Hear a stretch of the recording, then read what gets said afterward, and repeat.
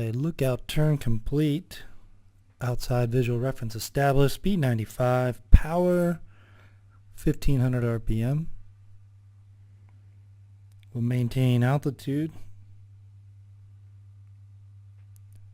No trim below 60. Looking for 50 knots.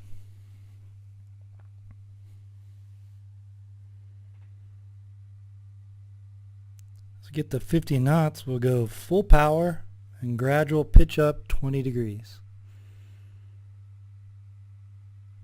As airspeed decreases, we'll increase back pressure to maintain that 20 degrees.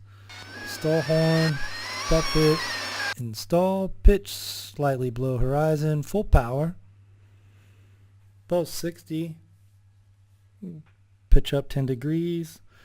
We'll climb at 75, back to our original heading and altitude, and level off there.